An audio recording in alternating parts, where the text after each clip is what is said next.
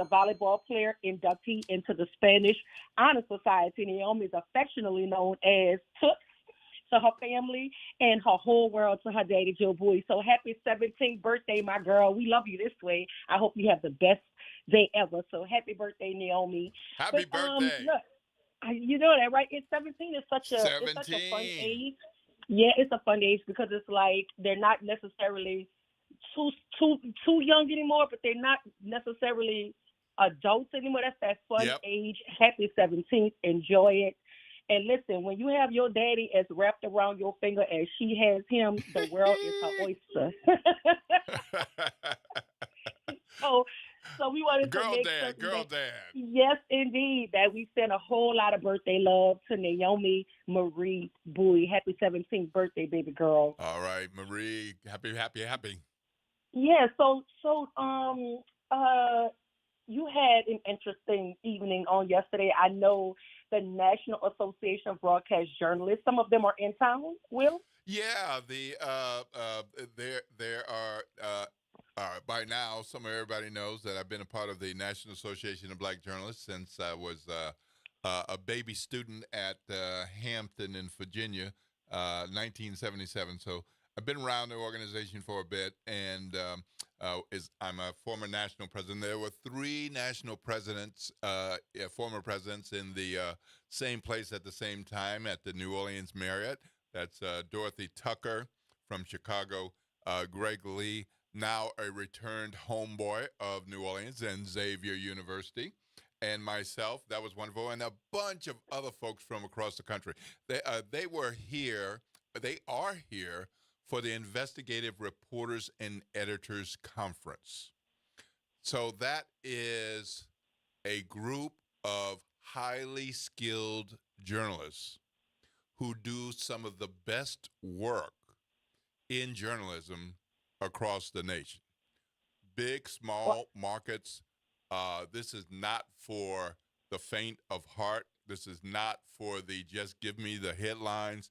These are the people who do the digging and come up with the stories. You'd be like, how they know that? Show me the proof. Well, I got the proof. That's what this organization does. And just use one local name that people might know is David Hammer, investigative reporter at WWL. He's a very important part of IRE. And as is our evening anchor at WWL, Therese Gibson, who is New Orleans Association of Black Journalists uh, president, chapter president. So we had an NABJ off the cuff meetup in the lobby at Marriott. And if you're at a predominantly white conference, black folks see each other, say, "Hey, hey," you're looking for who you've been knowing, who you haven't seen before. And I've been to IRE conferences before, and let's just say it was so rare, a couple of decades ago and even a decade ago, that you knew all 10 people who were there. So it was so fabulous to see about 30 plus people in this hotel lobby attending or visiting the IRE conference, because this is where you really, really sharpen your skills. And I know you're going to introduce some guests for us today, I believe, Dr. Wyatt. Is that right? I absolutely will. That's why I was Okay, getting ready but to say yeah, we'll but hear I from will. two of the members of NABJ at the 8:20 hour. We'll hear from Dorothy Tucker and Walter Smith Randolph. So I'm excited to further that conversation at the top of the 8 o'clock hour as it relates to NABJ. We'll hear from Paul Murphy after our first break. And at 8 o'clock, we'll hear from our partners over at New Orleans and Company by way of Kevin Ferguson. That's always an interesting conversation because he brings the information as it relates to our tourism and culture activities. So I'm excited to talk to all of them, but I'm just more excited really to engage in conversation with our listening audience, because I think really and truly that's who cultivates what we really talk about when we get callers or when we have people posted in the chat. So it's Friday. Fridays are typically a little more laid back, but we still Yeah, as get laid to back as we can be. experience. Right. We still get to talk about it as Yeah. only we know how. And I wanted to pick your brain or just hear what you had to say about the arrest of Rita Benson, because that happened recently. She was arrested. She wasn't arrested in New Orleans. She was somewhere else, and I do believe it had something to do. Did you hear about it, Will? Yeah, About the She was I arrested in don't know. South Carolina. Yeah, yeah, and I don't know a whole lot about it because I was working on finishing up my column for the weekend. Well, But I got you it's covered. yeah, the but Reader is part of that Benson family, and at one point she was looked at as The heir apparent. the heir apparent, Hmm. Yes. and this was when her that Tom Benson was still alive, and the family was looking toward the successor channel and ladder and what that might look like. But I think she's labeled as his grandfather, as a granddaughter, not the granddaughter, daughter. I'm sorry. Yeah, that's Yeah. right. Yeah, yeah, and but she a high-powered woman fighting for her place in the family business chain, and then she gets arrested for allegedly attacking a parking officer. Is that Yes, she is facing a charge of interference and hindering police officers, according to arrest records. The Charleston Police Department is saying that the longtime executive with the Saints and Pelicans was in line to take over for her grandfather as the owner of both professional franchises, but some sort of family feud took place. Her grandfather ended up marrying his now wife, Gail Benson, and she did not go into succession into the role that she assumed that she would possibly be in. But the police department in Charleston is saying that she's been arrested and faces a charge of interference and hindering police officers. They don't sound like huge, charges or whatnot, but it's huge because of who she is. right? And so, yeah, that's Yeah, what they're saying. that's what tends to happen if you have some celebrity status, if you have a high profile, and you spill a drink on somebody, and person gets upset. Well, that's going to get a little bit more attention. Might be a little viral video for a moment, and so it doesn't. It certainly doesn't sound like she had a gun, had a knife, went after an officer or anything. But when you get involved in altercations and there's a police report and your real name is listed, okay. Well, may, I may, have questions though, Will, because it's not making sense to me. Because if she's facing a charge of interference and hindering police officers, interference in what? right, Like, what's the right. That's a big superseding? hole. I don't understand that. Like, I don't. What could she have been interfering in? Like, so I don't understand the way the charges are listed. It says charge of interference and hindering police officers. So maybe they were doing some official business and she interjected or somehow or tried to stop them from doing their jobs. I don't know, but that's all it says in the article. And again, when you have that sort of status, you can a police report and a news article could be sanitized now. So I don't know what she actually did, because the mug shot they have of her is not a flattering one. No. And I mean, if all she did was, get too close to a police officer, because that's a charge. If she, stop them from being able to do their official duty, I don't know. It's very vague, because the only charge I see says interference and hindering police officers. Right. That is all I see there. And so, this is what happens with police reports.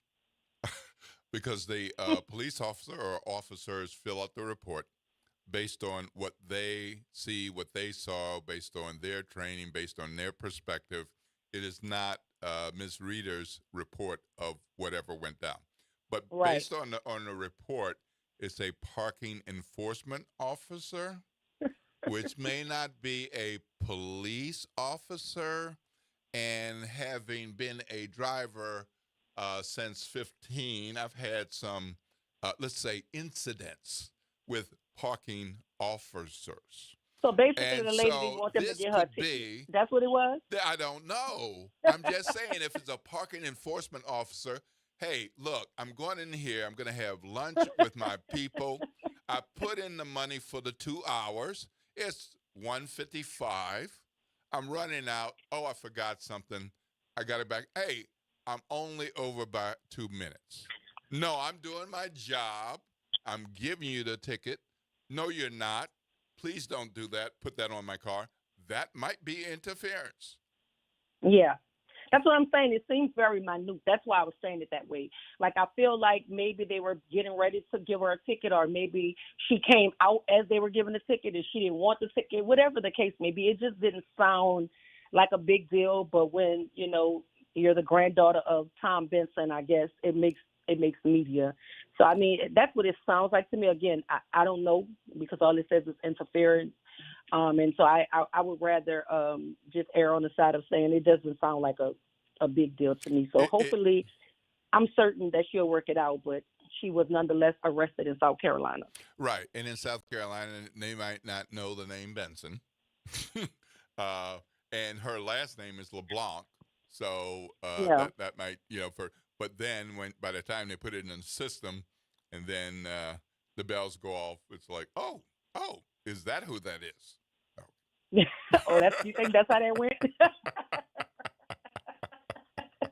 You think that's how that went? Well, I think it might work like I'm certain a part of that conversation came out like, you don't know who I am? Well, that could be. That kind of power. That could be. I'm trying to give Ms. Rita the benefit of the doubt that she was just, she was having her lunch, her coffee, her tea out of a meeting, and had a conversation with the parking enforcement officer. But since her granddaddy did fire her, perhaps she does have a little more emotional ways about communicating in an incident like that.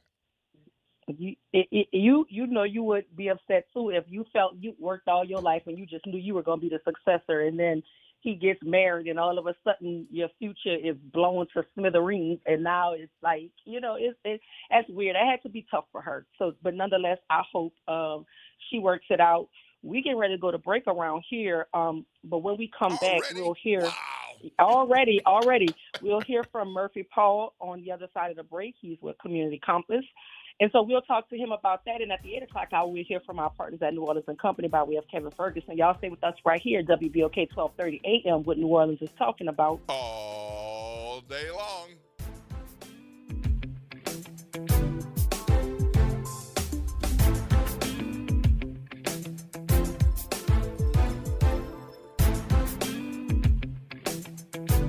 This is the Bloomberg Black Business Beat, brought to you by FidelityWealthManagement.com. Business leaders and entrepreneurs are trying to figure out how to navigate the Trump administration's trade policy. Picky Cole is a longtime successful entrepreneur of color. She has a line of restaurants that sells vegan fast food. And she says her biggest challenge is deciding how to offset operating costs if they go up. The topic is, do we raise our prices, right? A lot of my products are made in the United States, but ingredients are sourced overseas. So if they raise those prices, then, it'll be more money for me. And then I have to charge my customers more, and that can affect the consumer experience. Running a business that's largely a discretionary purchase presents a unique challenge. If Cole raises prices, it could lead her customers to go elsewhere and maybe never come back. I'm Bloomberg's Justin Milliner on the Black Business Beat. Working as a dedicated Fidelity advisor, I always ask, what's important to you? I'll look at those priorities and goals alongside your full financial picture to build a comprehensive plan designed to help grow and protect your wealth. With proactive portfolio insights and an eye on taxes, I'm here to help you make the most of your money. I'm Laura Maxwell, and I'm a dedicated Fidelity advisor. Learn more at fidelity.com/wealth. Investment minimums apply. Fidelity Brokerage Services, LLC, member NYSE, SIPC. Now more than ever, Lowe's knows you don't just want a low price, you want the lowest price. And with our lowest price guarantee, you can count on us for competitive prices on all your home improvement projects. If you find a qualifying lower price somewhere else on the same item, we'll match it. Lowe's, we help, you save. Price match applies the same item. Current price at qualifying retailers. Exclusions and terms apply. Learn how we'll match price at Lowe's.com/lowest price guarantee.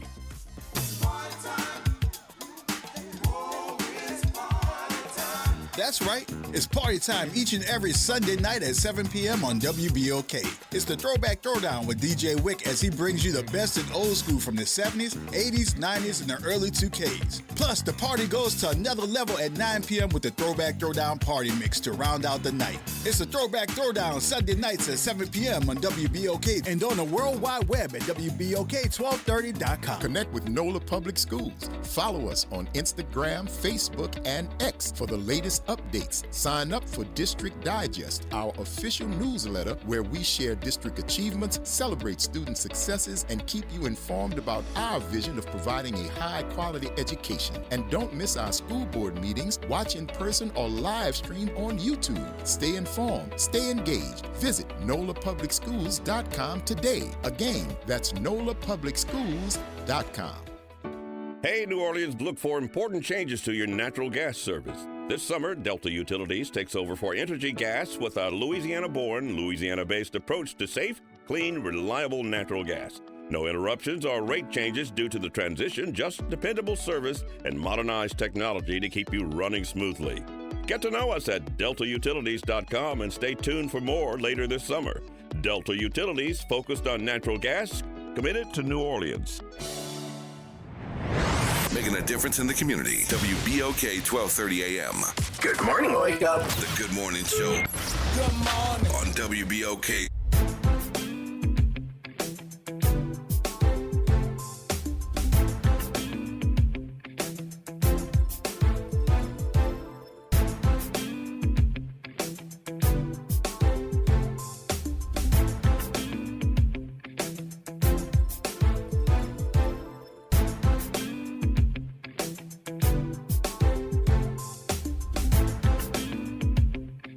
And welcome back to the Good Morning Show. Happy Friday, everybody. I am your host, Dr. Ashanta Wyatt. Shout out to my super producer, Nara Sanders, and my co-host, D. Will Sutton. Hey, Will. Good morning, New Orleans.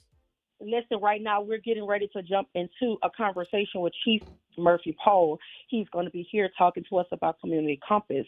Chief Murphy Paul is the founder and principal of MP and Associates, recognized nationally for his visionary leadership in public safety, community engagement, and organizational transformation. He is a native of New Orleans, out that Lower Ninth Ward. Okay, Chief. His whole his early life instilled in him a deep understanding of the challenges and strength within the diverse urban communities. Let's welcome Chief Murphy Paul to the Good Morning Show. Good morning, Chief. Good morning. How you doing? Good morning, Chief. How are you? We're doing great. How are you? You know, I'm fine. I had a little technical difficulty this morning, but I'm better. All right. Good. Well, we're going to work it all out. So talk to us about Community Compass. Exactly what is it and what led you to create such an initiative or program? Sure. So what Community Compass is really an education and awareness program. We do it in a form of a seminar with community members, and we start off with the historical awareness on community policing in America. And so we talk about this historical perspective on law enforcement over the years. We emphasize collaboration efforts and proactive strategies to help reduce crime, and talk about the importance of fostering trust and understanding in the community. And then we end it by focusing on those relationships, looking at the skills, knowledge, and abilities of the different stakeholders in the community. And then we come up with an action plan on how all stakeholders can work together to create a public safety ecosystem.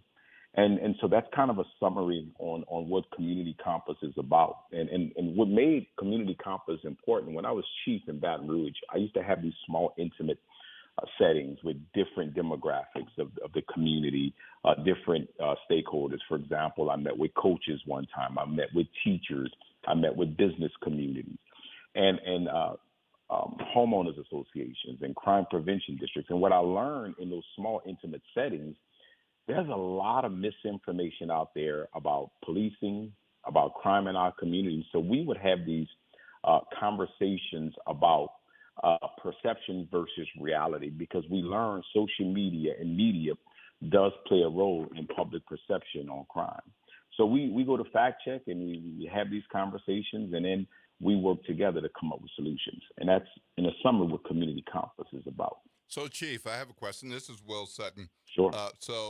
With your Lower Ninth Ward, New Orleans background and your incredible career in Baton Rouge with Louisiana State Police and the Baton Rouge Police Department, where are you focusing the start of this, and what do you see? What's your vision for this? So my vision is, I think we're at a crucial time in America right now, Will, because here's what's going on. America's changing. And when we look at what's going on in America right now, I think it is important for us as communities, particularly communities of color, communities, disinvested communities, to really understand the importance of a village. Mm-hmm. I believe that there are things that are happening in our community that if we have this true village looking out for each other, that we can prevent a lot of the crimes from happening. There are things I believe we can do as a community so that law enforcement doesn't have to get involved. You know, I think about when I was growing up in the Lower Ninth Ward and I would do something. The neighbor down the street could slap me upside my head. Somebody else can see me doing something and chastise me. Then when my mom came home, she would do it a third time. And then if my other family members found out, I was disciplined 4 or 5 times, right? And so you had this more of a village that will look out for the community, particularly our kids. And I just don't see that today. And not just my observations as a chief, but as a father, as someone who's active in the community. You know, you can't tell anybody nothing about their kids today, brother.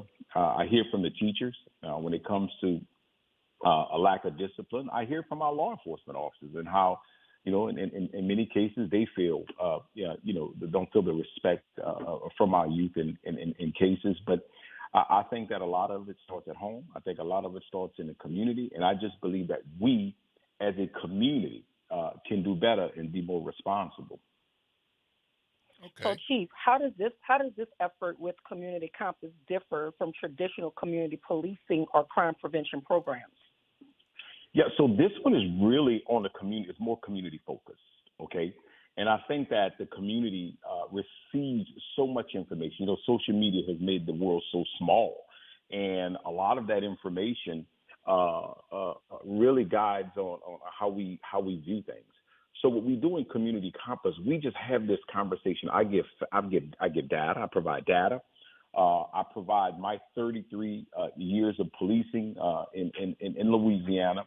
And then when you look at the partners, my partners who I'm partnering with on this initiative, we have over a century of law enforcement experience. And we tap into that to talk about what we've learned through our experience. And we converse with those in the audience, and we just have heart-to-heart conversations. And I will give you an example. One that is very testy, that initiates a lot of emotions. I talk about this lie that I believe is hurting many in our community. It's called Stop Snitching. And let me be clear about that. I understand how that has been a challenge in many communities because of how we policed in America over the years. I understand there's a fear of retaliation. I understand that. But what we have is we have our kids. We have our babies. We have our good kids that are believing a lie. And that's called Stop Snitching, that was created by a criminal so he or she can continue their felonious behavior. Now, I'm going to park the law enforcement, call law enforcement, how many view that as snitching. What I want to focus on is the family dynamic. When I speak to youth, I ask this question: how many of you have been on social media and you've seen someone in your community, someone in your school on social media with a gun? You'd be surprised how many kids raise their hands. Right. And then I follow up with that. I said, how many of you seen something going on social media or heard about a rumor in the community where 2 people were beefing and it was escalating to the point where there was a fistic encounter or a violent crime? You'd be surprised how many kids raise their hand. I'm talking 85% of the kids. And then I asked this question: how many of you told a concerned adult, your parents or somebody, and their hands go down? And then I asked why. And they said, because I'm not a snitch. Or they talk about this. And then I have to have this conversation with them about, you know, When you tell your mother, that's not snitching. When you tell your pastor, that's not snitching. When you tell your counselor, that's not snitching. You're supposed to tell to prevent something from happening. And we've taken this snitching term, which really came about from individuals who were involved in criminal activity, and one of them get caught and they tell on the other person who's involved in criminal activity. That's what snitching was. And I really think that we have to create these safe spaces so our kids can take that information and won't be scared to tell mama, won't be scared to tell daddy, auntie, uncle, teacher, counselor. And in this case, pastors. I believe that our faith-based community has a lot of room for growth in creating these safe spaces and encouraging their congregation to come forward with information related to drug and alcohol use, abuse, related to domestic violence. And I think there's so many resources that can be directed via the church because we have services out there. Unfortunately, we don't have everybody taking advantage of those opportunities of resources. Mm. So I have another question. Go ahead, Will. Oh, okay. All right. So with this shift in thinking, can you talk to us about how your thinking shifted from being in the Lower Ninth Ward to being a Louisiana police, state police trooper, to being a entry-level police officer to chief, and now doing the things you are now? Yeah, I think one of the things is, like, growing up in the Lower Ninth Ward, you know, in the height of the crack cocaine epidemic, at a time when many of the city didn't have a favorable opinion of the New Orleans Police Department. I mean, we've heard the Lynn Davis stories. We witnessed some of the unprofessionalism that caused them to get into a consent decree. And I think that anybody who really pays attention can see the growth in how New Orleans Police has become one of the premier law enforcement agencies, not only in this state, but in this country, when it comes to the oversight that they've have to deal with through this consent decree. So hats off to the progress and the professionalism of the men and women of the New Orleans Police Department. I tell you, they are really one of the top law enforcement agencies in this country, and that is a fact. Many agencies look at their policies and procedures so that they don't have to get into a consent decree. So growing up in that era and seeing bad policing and then being part of policing and knowing what good policing looks like, we talk about that. And I think when it hit me most, when I looked at the generational trauma that I experienced as a young man growing up in the city of New Orleans, and the trauma that I also experienced as a leader in law enforcement and going through the ranks, recognizing that there were so many opportunities for improvement. But I think when it hit me most is during COVID. Mm. And let me explain. Mm-hmm. We failed during COVID. And when I say we, I mean at the local, state, and federal level, we failed. And one of the reasons I believe we failed is because the emotions that I saw as the chief of police in the community of Baton Rouge, those emotions were fear, shock, and confusion. And when we saw that, people were scared. We were dealing with change that we had never experienced before, right? We've experienced so much death. I mean, my father died during the COVID pandemic, and I don't know anybody where they didn't lose a loved one, a friend, or someone close to them during the epidemic. And then when we begin to interrupt our normalcy, that creates stress, anxiety. And as a result of that, we saw trends change during COVID. What were those trends? We saw increases in domestic violence, increases in overdoses. We witnessed more daytime shootings nationally. And when I say domestic violence, not just intimate partner domestic violence, family domestic violence. Mm-hmm. We saw closer relationships between victims and suspects. We saw increases in group violence. And so all of these increases, I believe, came about because of the mental health issues that were associated with the pandemic. And there was no response. The feds were telling us one thing, the state was telling us something else, and the locals were telling us something totally different. Mm. And as a result of that, we had some real mental health issues. that we didn't deal with in this country. COVID interrupted and disrupted systems that are designed to prevent, to reduce and prevent crime, and it disrupted a social order. Our normalcies were interrupted, our belief systems. We wasn't going to church. It took a while for everybody to get online, and we see in many cases that that's still the norm. So our new norm is because there was nobody saying, hey, what you're going to experience is the new normal. Here's 1-800, a number so you can get help at the state, local level. And I think that confusion is in part why we experience some of those increases in crime. And we can talk about what we did to bring that back and address some of those things. But as we came back to our new normalcy, we saw in 21, 22, we started 22, 23, we started seeing crime go down again as we made those adjustments in law enforcement and society. And unfortunately, today, we're starting to experience those same emotions that we experienced during COVID. Fear. So, Chief, let me ask you this, because I heard you mention all of the different, the feedback that you got from different parts of community, whether it's the actual citizens or the folk who are in charge of making certain that we're safe. And I think it just speaks to how different people are experiencing systems. So my question to you would be, how are you measuring success with Community Compass? So the measurement on the success, we just started Community Compass. We do a survey prior to on understanding of crime. It's very engaged. Everybody who's in there has to participate. We encourage the participation. And we identify solutions. So the success comes in, one, the understanding. There's a post-survey. If we changed how you think or feel about crime. I start the presentation is, we want to change how you think about crime, but more importantly, how you feel about crime. And the success is when those who attend our seminar, when they leave there with a better understanding of crime and understanding that crime isn't a police issue alone.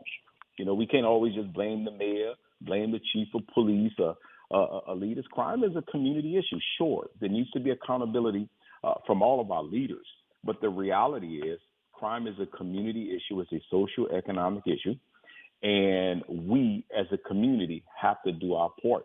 So when we leave with actionable items, and I get calls back from the pastor when we gave it in Alexandria, Louisiana, and say, hey, Chief, thank you. I took that actionable item when you asked me to say this from the pulpit, and we had members in our church who came forward and say, hey, I have some information I want to provide.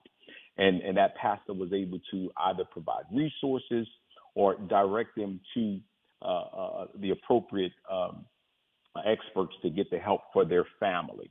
And in that case, hopefully law enforcement won't get involved because we were able to prevent it. And so that's how we measure that from those in attendance with our followers. Chief, we have I absolutely. Go ahead, Will. Yeah, we have Chief, we have a caller. Sure. Alicia, good morning. Good morning. Can y'all hear me? Yes. Good morning. Good morning. Good morning, everyone. And good morning, Chief. How are you? This is Alicia Plummer. Hey, how you doing, Ms. Plummer? I just want to say, well, first off, Will, this is not just a state trooper. He is Lieutenant Colonel. Yes, yeah. I was talking about his early career at moving forward. Yes. So he's more than just a trooper come out of the Lower Nine. Absolutely, yeah. Second in command, and he should have been the colonel, but I feel he was overlooked by the governor. But I want to say, and Dr. Wyatt, this man, he is so awesome. He is the epitome of community policing.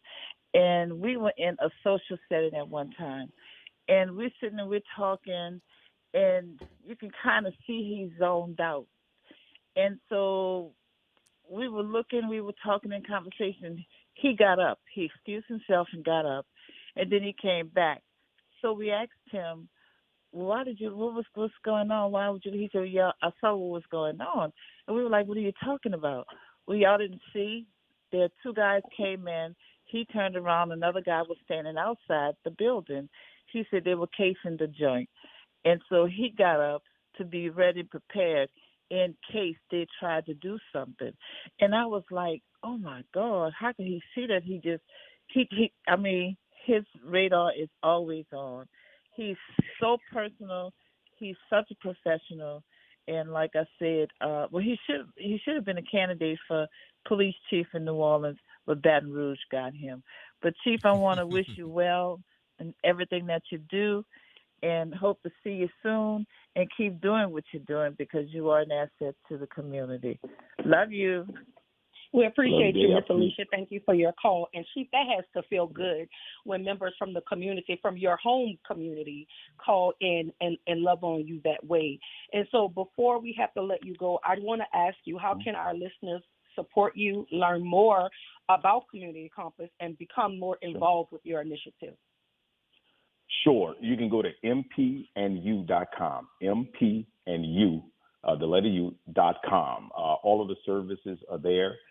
Look, if you have a business and you're looking to energize your workforce, whether it's at in a workshop setting, whether it's a leadership retreat, we have so many services we provide. We tie your values, your objectives into Community Compass. And look, we have a team of leaders that bring a lot of experience to the table.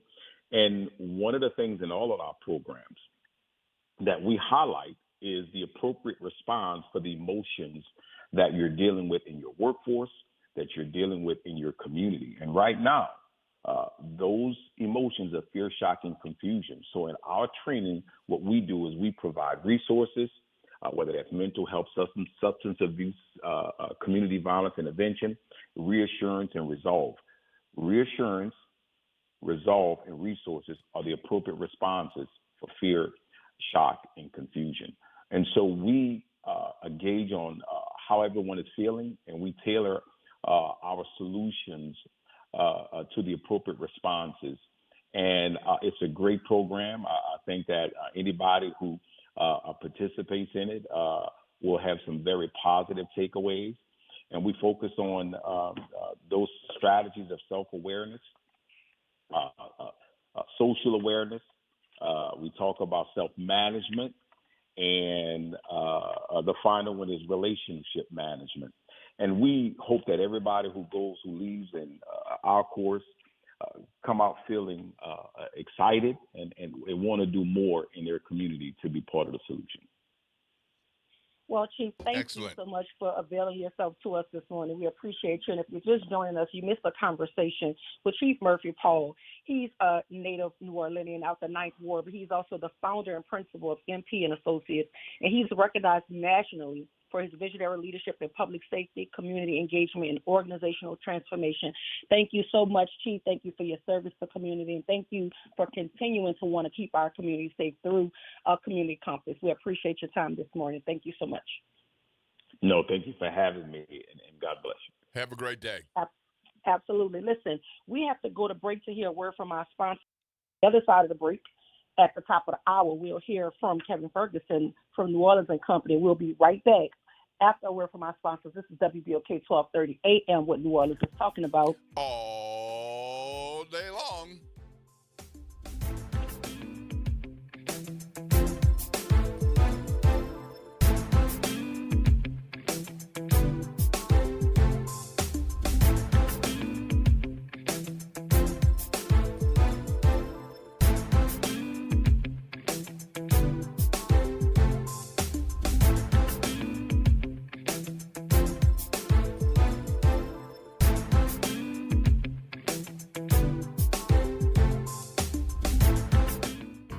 Hi, this is Arnie Filko. Let's elevate every Tuesday through Thursday from 6 to 7 o'clock p.m. as we discuss the community, the country, and the world, from politics to current events to sports. We look forward to your input and continuing the quality programming on your community station, WBOK. Join Carrie and I every Tuesday through Thursday, 6 to 7 o'clock p.m. on Elevated Conversations, the Arnie and Carrie Show. See you soon.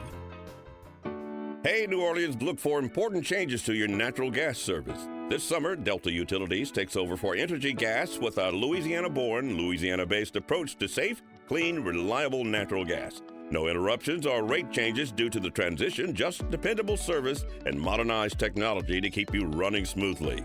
Get to know us at deltautilities.com and stay tuned for more later this summer. Delta Utilities, focused on natural gas, committed to New Orleans. Welcome to Liberty Bank and Trust, where your financial journey transforms communities. Since 1972, our customized banking solutions power your dreams and fuel your community growth. Every dollar you invest with us circles back to empower more people, ensuring opportunities for generations. Join us at Liberty Bank. Together, we empower possibility. Visit libertybank.net to start banking with purpose. Liberty Bank, there's freedom here. This is the story of the one. As a lineman, he does whatever it takes to keep the power on in his community. And he wants a partner like Grainger who does the same. Grainger offers the professional-grade products he needs, from voltage detectors to harnesses to hard hats, plus fast, dependable delivery, so he can rise to every challenge. Call 1-800-GRAINGER, click Grainger.com, or just stop by. Grainger, for the ones who get it done. Good morning, Wake Up. The Good Morning Show. Good morning. On WBOK.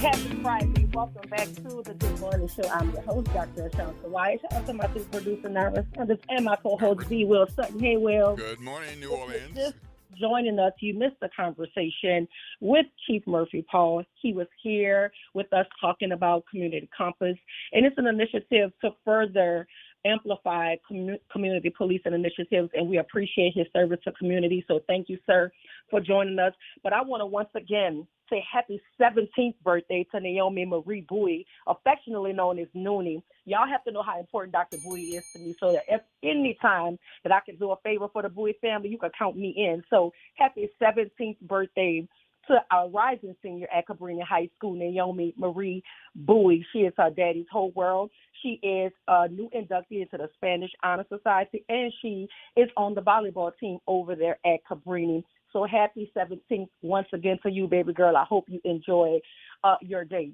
So, Will, did you see, because, you know, I tell the listening audience, I watch the news so they don't have to. That's right. Did you see, and, you know, Juneteenth was yesterday, so you had your Juneteenth shirt on. Yeah. I had my Juneteenth regalia on. We were enjoying the Juneteenth festivities. Absolutely. But over in Wilson, North Carolina, a black woman took her vehicle in to be serviced at this place. She needed to get her car serviced. And she's sitting in the lobby with a bunch of other people who were waiting for their vehicles, as well as looked like the whole team of people who worked at this facility. And she's the only black person in the room. And the guy, one of the workers, he starts a conversation about the bank being closed the next day, which would have been Juneteenth. And someone asked him, well, why is the bank closed? And somebody responds, well, it's Juneteenth. Lady asked him, what is Juneteenth? He responds, some holiday they made up. When he says some holiday they made up, somebody says, okie dokie. And when she says that, the lady who works for the company, she starts to laugh. When this exchange is going on, the black woman jumps out of her seat. She said, give me my effing truck. She said, bring me my keys. I don't want nothing done here. And she walks out. Man goes behind her. Now, I can't tell you what happened outside based on what I saw. I can only tell you what happened outside based on what he said. He said he goes behind her and tries to find out why she was so agitated. Why did she get so angry? Because he wanted to understand what was wrong. So she goes on to tell him, now these are his words. He made a long post about it. He goes on to say the woman said that they were being insulting to her and she didn't want anything done and she was going to go live and tell people about it. So his response was, since she wants to go live and tell people about it, I didn't want her to misrepresent what actually happened. So he made this long post, and he's the person that put the video out, Will. He thought the video supported them. When in actuality, the video substantiated why the woman jumped up and asked for her keys and left. So I said all that to say, I don't understand how people can't take 2 seconds, because understand he was sitting in front of a computer. Before he asked that, he could have looked it up. But what really perplexed me, which I knew it was passive aggression and it was racism, was because he said this. When the person said, I don't know, some holiday they made up and a lady stormed out, as she was outside, he said, well, I think it's something about reparations. I don't know. Oh, my goodness. I said, what? Right. So in my mind, Will, if you thought enough to think it was about reparations, then you knew it was about a different demographic of people, a demographic of people different than you. So you had to know the commentary could possibly be offensive that y'all are having around the only black woman sitting in the place. But now, since he posted it, he did the FA stage, and now he's in the FO stage, because now it's not going the way that he thought. So people are calling. The social media pages are down. They're not answering the phone, because you cannot tell me not out of all of those people, and it was at least 12 people sitting in there, including the people waiting for their vehicles. Out of all of those people, nobody could put together why that would be offensive to the only black woman sitting in the room. Right. Yeah. And so my question to you is, do you believe that we have to start, which I think I know the answer to this, removing ourselves from places and spaces that don't honor our money or our humanity? Because, see, I'm here for it. I'm not about to engage in no back and forth with you. Just bring me my keys and let me go. Because if you don't respect me as a person, then you don't respect my money either. I'm just going to get up and leave.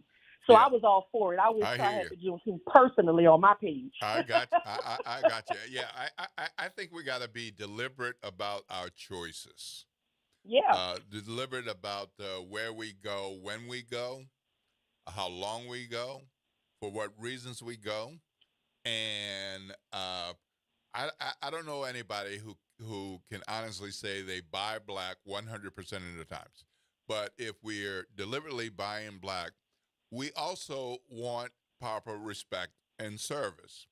But, backing up what you said, I mean, I understand where those people are coming from, because I'm going to read you these sentences. I'm going to read these to you and the listeners, because this was a post yesterday on Juneteenth. Too many non-working holidays in America. It is costing our country billions of dollars to keep all of these businesses closed. Americans don't want it either. Soon we'll end up having a holiday for every once working day of the year. It must change if we are going to make America great again. The President of the United States, he didn't say the word Juneteenth, but why did he post that yesterday?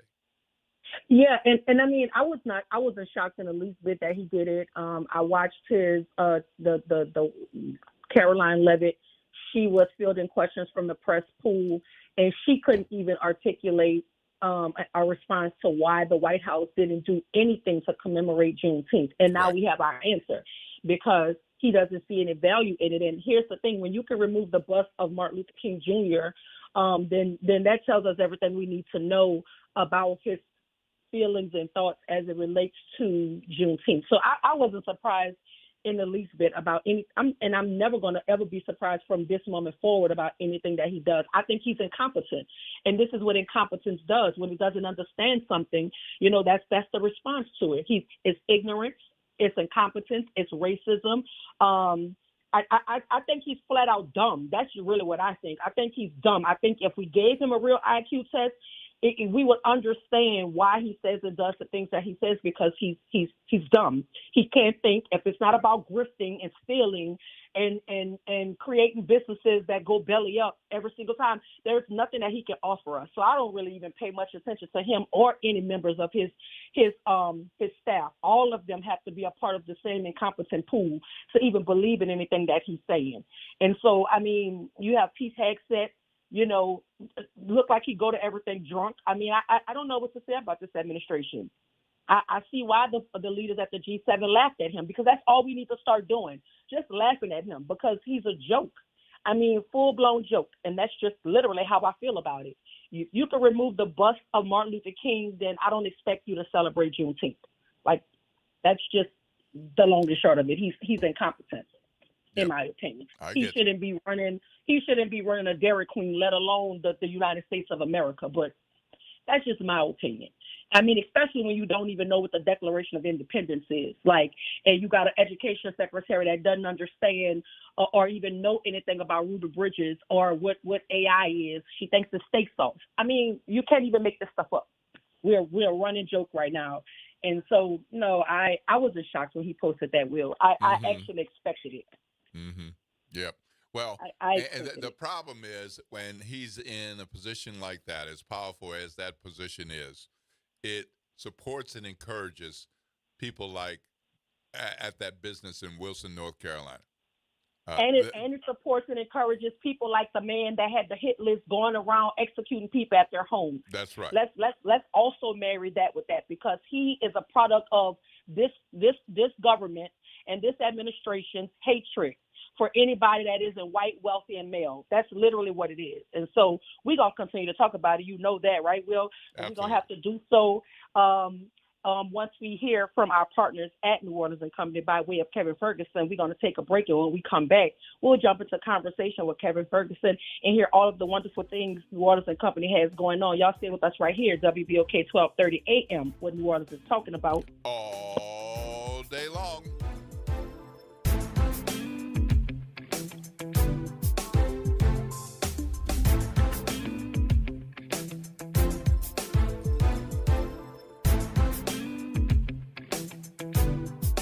WBOK New Orleans, home of the Good Morning Show, 7 to 9 a.m. weekdays. This news report is brought to you by New Schools for New Orleans. New Schools for New Orleans is committed to keeping and finding great teachers for our students in Orleans Parish. If you or someone you know is interested in becoming a teacher for the 25-26 school year, let us help you. We've created the New Orleans Teacher Job Board, which is the official job platform of public schools in New Orleans. You can apply to any school in the city. Simply post your resume and provide information about yourself. Visit our website to learn more and apply. www.neworleansteacherjobboard.org.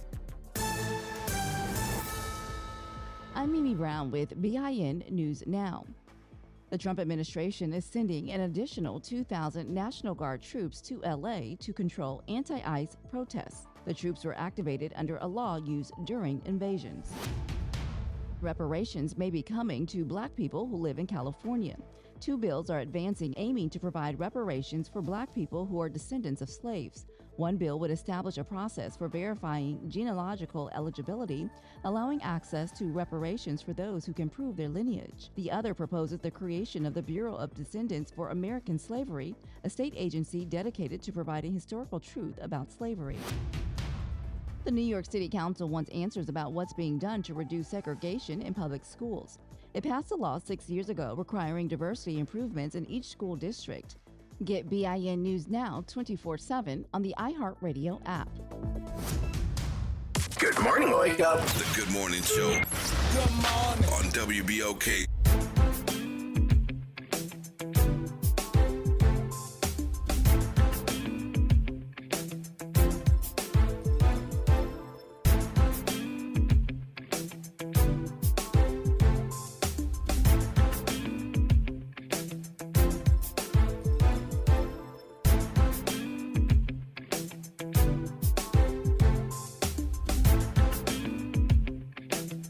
Welcome back to the Good Morning Show. Happy Friday, everyone. I am your host, Dr. Ashanta White. Shout out to my co-host, D. Will Sutton. Hey, Will. Good morning, New Orleans.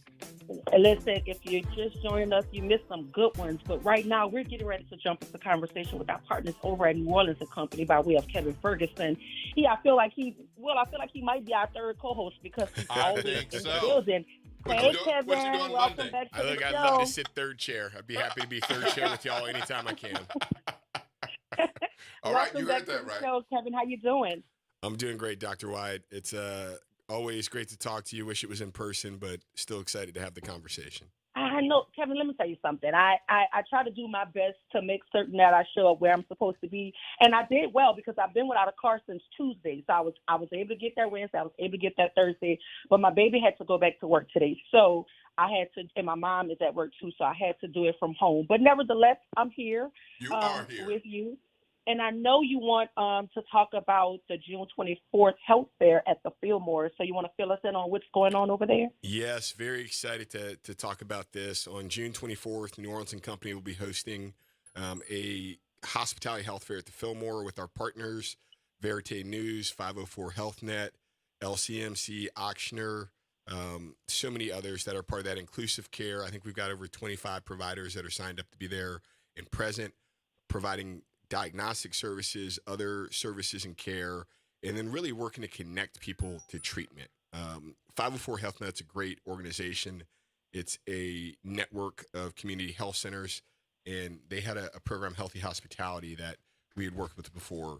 And when we were talking about the needs and the challenges, they did a great job of really surveying our hospitality workforce and identifying what the barriers are for care.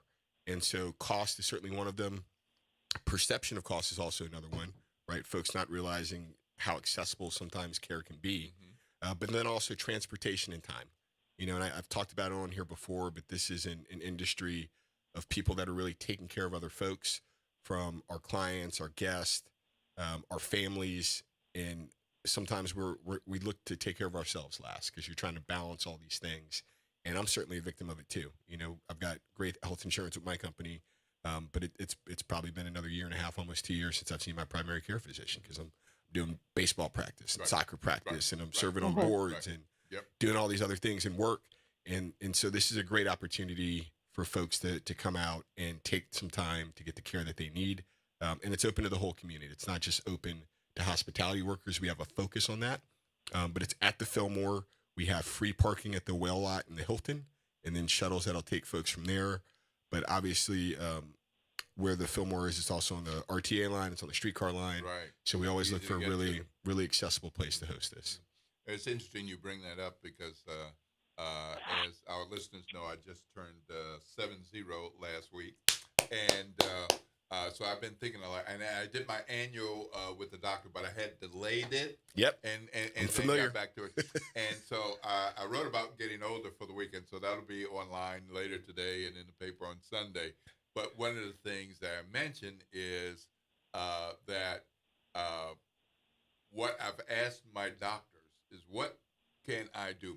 My daddy's 94. I'm 70. What can I do to extend the life and have a good life? Yes. And he said, keep coming to see us. Yeah. It sounds so simple, but that's one of them. Yeah. Keep coming to see us. Don't wait until something gets big. But, back to what's happening on Tuesday, this seems like more than your normal health fair. I think there's a lot here. It's a long list. You know, this is our third time doing it, and I think, every time, like with anything, experience grants you some wisdom, and you try to think about what else can we do, right? The diagnostic services are going to be always at the heart of this. The connection to care and ongoing treatment is going to be at the heart of this. But, this is a community that has a lot of needs. So what else can we try to address when we have 200, 300, hopefully 400 people that come through the door? So having free grocery giveaways from our partners at Top Box for the first 200 people in attendance, having wellness things as well. We'll have massages there, dental, all kinds of treatment.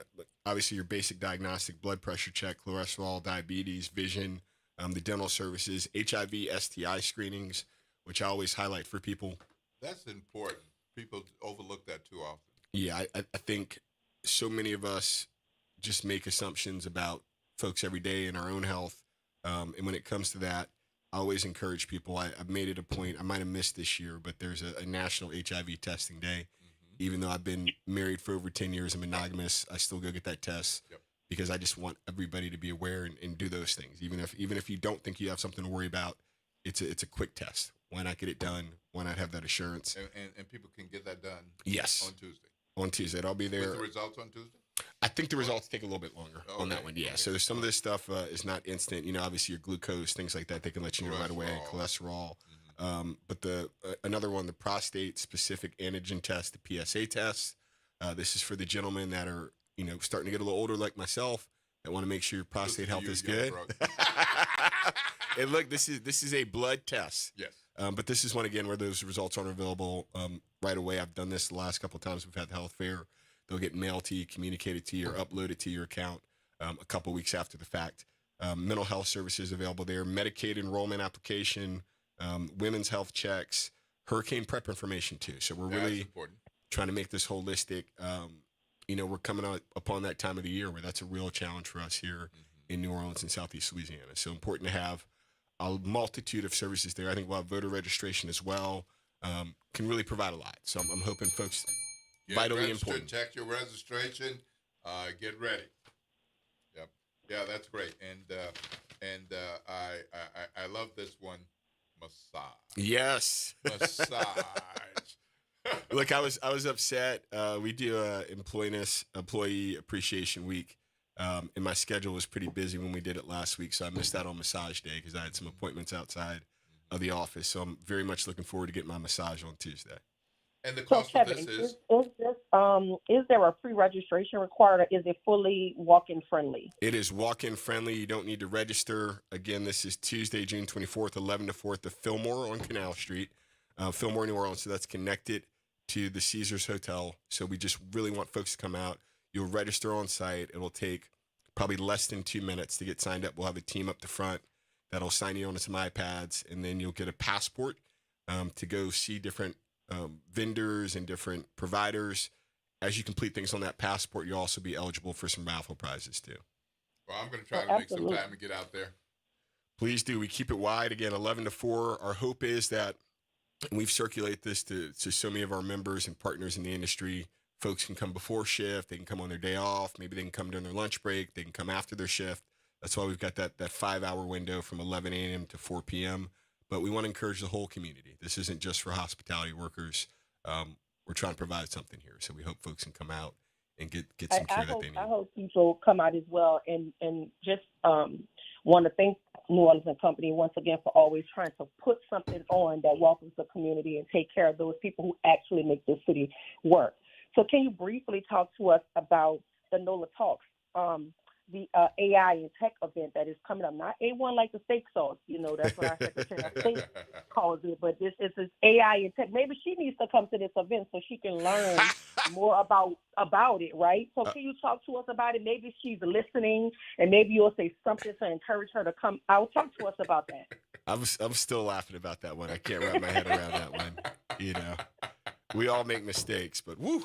Well, this is another program more often. This is going to be on July 8th. So NOLA Talks is something that we have. It's a conversation that really focuses at issues that are at both the intersection of the hospitality and the industry, but also our community.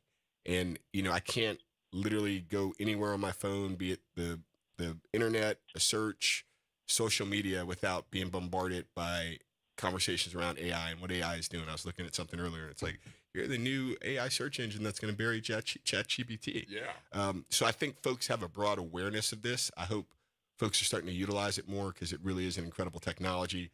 But what we wanted to do is have a conversation that can center around how does this tool, how does artificial intelligence impact our industry? What are the opportunities and our community? I think one of the things that we'll talk about at this, I worry sometimes about our city that we can be so traditional that sometimes opportunities pass us by. And technology specifically, and when you look at what is happening with artificial intelligence, all the different applications, there are so many things that can benefit people. There are things that certainly everybody's concerned about and wants to monitor too. But this is really a conversation to talk about that potential. how folks can tap in, what our industry is using it for, and what is happening in the broader landscape. So we've got really some incredible experts going to be participating in that. Sabrina Short. Impressive. Who are these folks? Sabrina Short, who is the founder of Novate Black. Robert LeBlanc, who has several hospitality interests in town, from the Chloe and some other ones, but he is already starting to utilize some of this in what he does. So he's a great one to talk about that connection to the industry. And then Arthur Sorkin, and all the credit to Tim Williamson over at The New, which is where this event will be at on July 8th, The New on St. Charles. He's really been curating through the New Society a collection of thought leaders and folks that are really engaged in a number of things around technology and advancement. And Arthur Sorkin is the founder or co-founder of the AI Futures Fund, which is through Google. So it's a multi-billion-dollar fund that they're going to be using to invest in AI technology. And so he'll really be able to give you a bigger picture of kind of what's happening in AI and in that space. But we're excited about it. Again, this is free and open to the public. You do not have to be a member of New Orleans & Company. This is one where we really want to have the community engaged. We want to have our industry engaged because, this isn't even the future. This is here now. Right. And I think the thing that I've been impressed with internally with my team, I think we started utilizing this stuff about a year or so ago, and to see the adoption rate now where, when I log into our account, there's 8 to 15 projects in a week that folks are utilizing that for. And for us right now, it's a lot of efficiency. It's a lot of time saving. It's all the things that are probably still 101. We're starting to dig a little deeper too, to do some deeper research with it and things like that. But it's just an amazing time saver. I've seen it internally with my staff, how much more efficient we've become. And you think about just all the applications for that. And it's not just work. This is what Tim was reminding me of yesterday when we talked. He's like, this can help you put together your grocery list. This can help you balance your credit card bill. I mean, there's a lot of applications with this. And I really encourage people to take the time.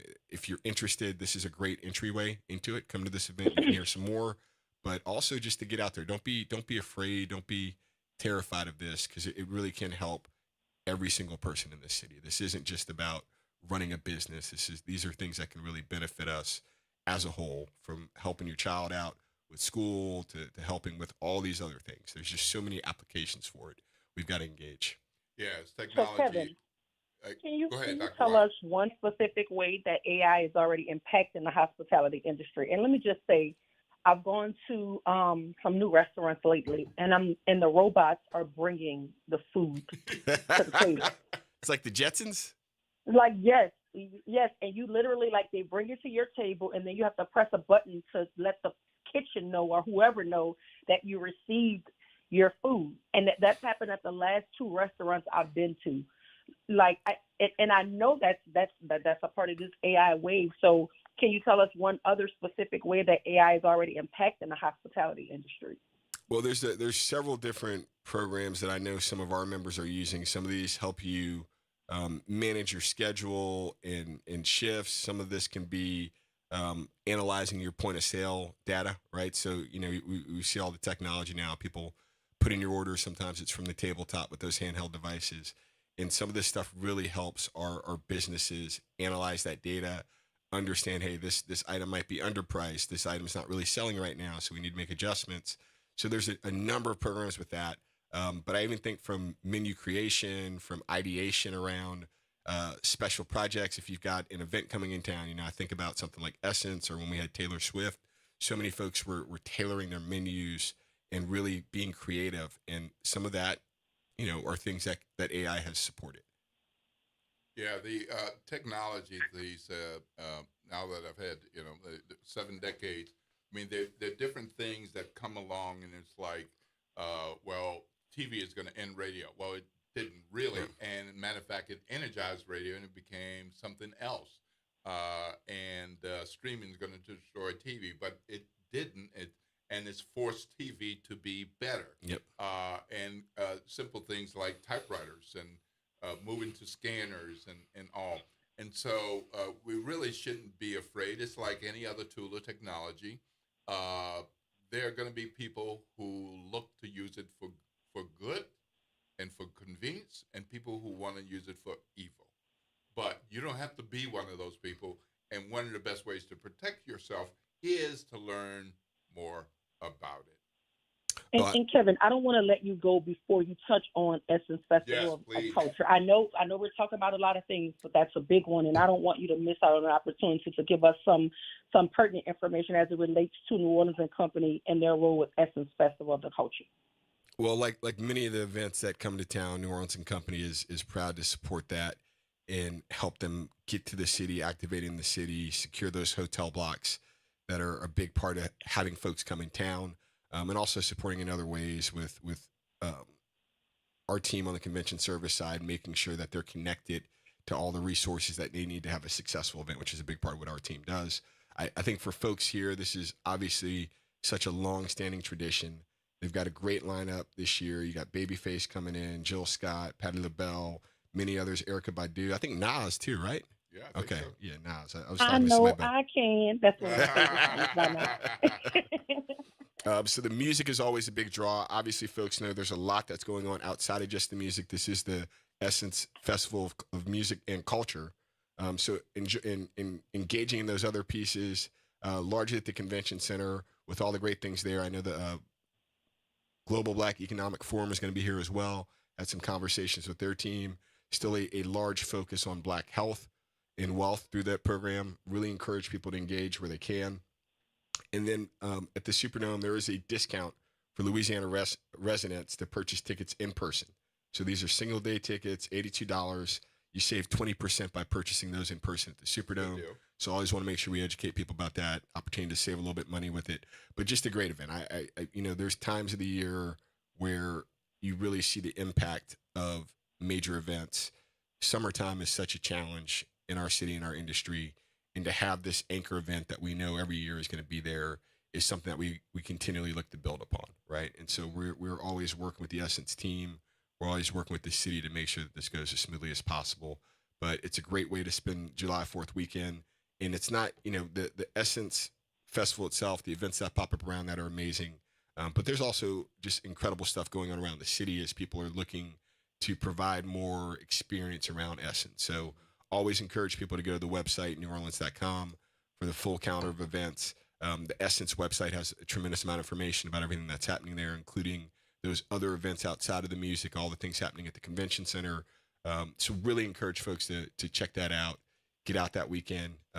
We got plenty of air conditioning in New Orleans. I always tell people, we know it gets hot in the summertime, but we got air conditioning in these buildings, y'all. Yeah, that's one of the best parts. Comfortable inside. Yes. Comfortable 70 degrees. Yes. And listen, Kevin, I know that you have to go, but can we also find the summer events in New Orleans on your website? Because we didn't get an opportunity to touch on that, but there's some wonderful things going on over the summer with the UFC 318, the Pokemon to GalaxyCon, and the U.S. Gymnastics Championships. But can we find more information about those things on New Orleans and Company's website as well? Yes, all those events are going to be on there. NOLA Pickle Fest is coming up later this summer. There's so much happening. It's great to see. We know that we need that for our business, for our industry. But again, the one thing we always want to talk about, these events aren't just for our visitors. These are things that our locals can tap into. I encourage folks to do it. The Pokemon folks were all over town. I had Father's Day lunch in Mid-City, and there's I don't know what was on his head. It was some kind of character. My kid knew. Yeah, right. But he had the hat with one of the characters from Pokemon on. He had the credential. And that's the impact, getting these folks in town. The hope is that they spread out. They go to our different neighborhoods, experience New Orleans, and just have a great time with that. So it's going to be a great summer. I hope folks get out and enjoy this city. Don't spend all that time at home. Get out, enjoy the city, enjoy the amazing things that we have here to offer. Wonderful. Well, Kevin, it's always a pleasure to talk to you. And through your work and the folk over at New Orleans and Company, you guys are really positioning New Orleans to be a year-round world-class event destination. And we appreciate the work that you're doing. And we'll see you soon because, I feel like you're our third chair. So when there's more information to present to us. That is an honor I would love. And then I got to go out to eat with you. I got to go see these robots. I'm not getting out enough. Yeah, right. And look, we appreciate having you. But anytime that there's additional updates from New Orleans and Company, please feel free to come to WBOK and engage and inform our listening audience. Thank you so much for being with us. Listen, we have to go to break, guys, but when we come back, we're going to hear from Will's favorite people over at the National Association of Broadcast Journalists right here, WBOK 1230 AM, when New Orleans is talking about all day long.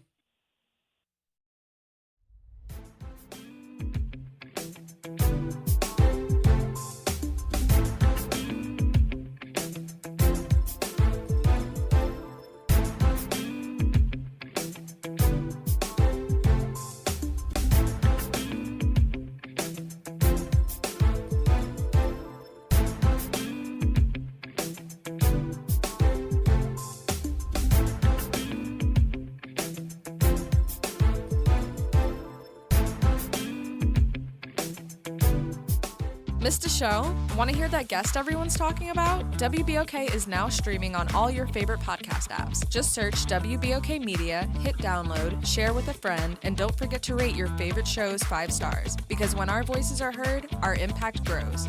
All right, a good Friday morning to you. I'm Daryl Forges with WDSU News, and here's your headlines. The granddaughter of late Saints and Pelicans owner Tom Benson was arrested in South Carolina. Court records show Rita Benson LeBlanc was booked on a charge of interference and hindering police officers. She was in line to take over as owner of both franchises, but a family feud led to Gail Benson taking over control. Now to a disturbing story, leaving shoppers in shock. Yesterday, a suspected shoplifting suspect stabbed himself to death near the Walmart on Tchoupitoulas. It happened around 10:45 yesterday morning as officers approached the man after getting a call about someone shoplifting. We're told that's when he took off. Officers chased the man to Tchoupitoulas and Jackson Avenue, where they say he stabbed himself in the neck multiple times. Police tried to tase that man to get him to stop, but were unsuccessful. He later died at a hospital. The incident is being investigated as an in-custody death, with federal monitors involved in the investigation. And finally, the LSU Tigers baseball team in the championship series for the College World Series. They're taking on Coastal Carolina. And if the Tigers win, it'll be their 8th title in program history. Game 1 is tomorrow at 6 p.m. Game 2 is Sunday at 1:30. And if they need a Game 3, they'll take place Monday night at 6:30. LSU has won 6 straight games. Coastal Carolina, by the way, they're way hotter. They've won 26 straight games. But I have a feeling they're going to take it to them, though. I'm Daryl Forges, and that's your headlines for WBOK. Have a great day and a fantastic weekend. Connect with NOLA Public Schools. Follow us on Instagram, Facebook, and X for the latest updates. Sign up for District Digest, our official newsletter where we share district achievements, celebrate student successes, and keep you informed about our vision of providing a high-quality education. And don't miss our school board meetings. Watch in person or live stream on YouTube. Stay informed. Stay engaged. Visit NOLAPublicSchools.com today. Again, that's NOLAPublicSchools.com. Hi, this is Cary Grant. Let's elevate every Tuesday through Thursday from 6 to 7 p.m. as we discuss the community, the country, and the world, from politics to current events and sports. We look forward to your input and continuing the quality programming on your community station, WBOK. Join us every Tuesday through Thursday, 6 to 7 p.m. on Elevated Conversations, the Arnie and Cary Show. Visit DePaul's new Algiers Health Center at 2801 General de Gaulle Drive to receive primary and preventive care for both adults and children. Services also include behavioral health, imaging, and on-site pharmacy, vision, Medicaid enrollment assistance, and more. For appointments, visit DePaulCommunityHealthCenters.org or call 504-207-3060. Making a difference in the community. WBOK 1230 AM. Good morning, Wake Up. The Good Morning Show. Good morning. On WBOK.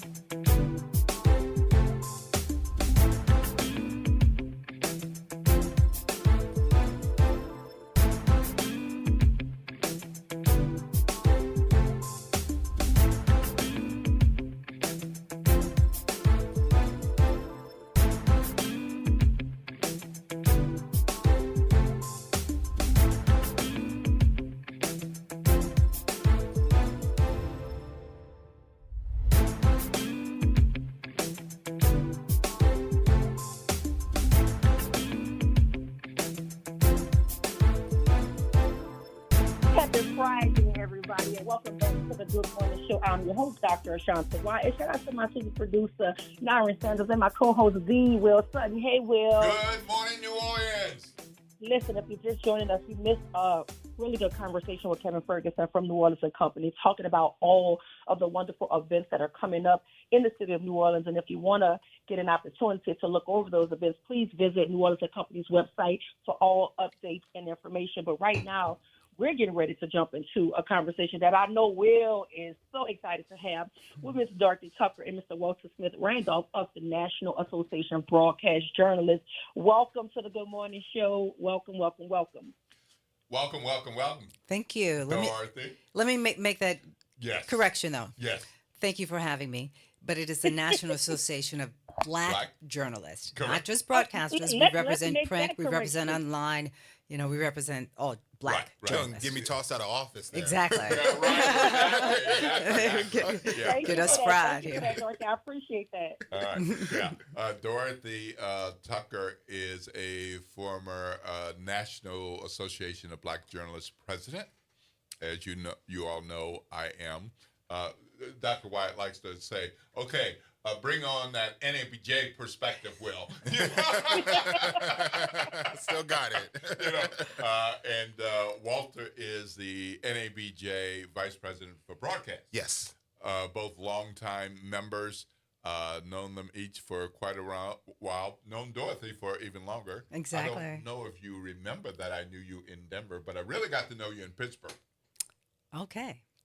I was the Region 2 director. Oh, really? In Pittsburgh? All right.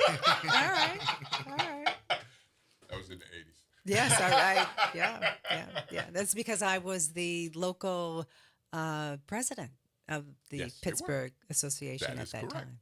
Yeah. The Federation. Yes, Federation, exactly. Black Media Federation. That's right. Yeah. You got a better memory than I do. So we have a little thing that we do in New Orleans to kind of get to know people. So before we get into talking about investigative journalism and news, who are your people in them? So we what? Okay, so I'll translate. Who are you and who are your people? Where did you come from? What school did you go to? Okay. Give us a little background. All right. I am originally from Chicago, born on the west side of Chicago. My parents, like so many parents in Chicago, black parents, are from Mississippi. So I spent a lot of my summers in Shannon and Tupelo, Mississippi. I graduated from Northwestern University, got interested in this business in high school, and this was my dream career, and I feel very blessed to have eventually worked a number of places, Pittsburgh, as you mentioned, and Peoria, and Denver, and Memphis, and then finally, about 40 years ago, I had an opportunity to come back home to Chicago. Well, you're doing incredible work. Thank you. I want you to know, I just got a note from my sister who lives in Chicago. She's based at the University of Chicago. Mm-hmm. She said, I'm going to be listening. Dorothy is my favorite. Love it. Chicago's favorite. Yeah, right. So I just want you to know, we got listeners all over the place. Yeah, that's Allison. We're shouting you out, Allison. Yeah. Walter Smith Randolph, born and raised in New York City, currently live in Harlem. My parents are from New York City as well. Their parents the Smiths are from North Carolina, and the Randolphs are from Mississippi, came up through the Great Migration, like so many people did, to New York. Graduate of Villanova University, undergrad, and then I went to the CUNY Graduate School of Journalism, which is the University of New York. Also teach there adjunct as well. And then I always wanted to be a TV reporter, because the people on TV, they were really smart and really pretty, and I thought that they were really rich, right? So I thought they were really rich, right?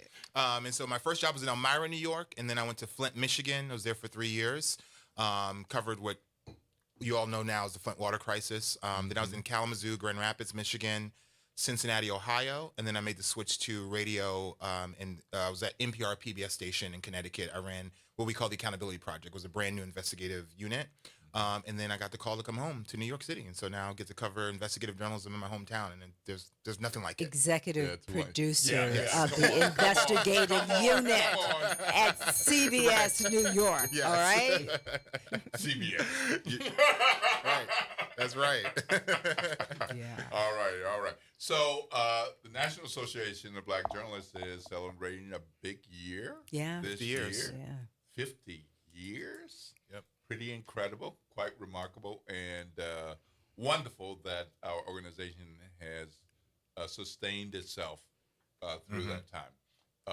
Like other organizations, we have had our ups and downs, but one of the things that I really love is that we continue to focus on the most important things, maybe having some differences of opinion about how to go about that, but continuously. I mean, I joined as a student in 1977. Wow. Yes. So my first convention was in Baltimore, and it was so cool to see all these black journalists. I thought it was a lot at that time. It was only a couple hundred or so, but it was so wonderful and inspiring to me. And one of the remarkable things that happened to me at that convention was I went around meeting people nervously and talked with them, learning what I could, sitting in on workshops. And I introduced myself to Chuck Stone, the president. And that man said, if you're going to talk to me, you're going to have to walk with me. I got things to do.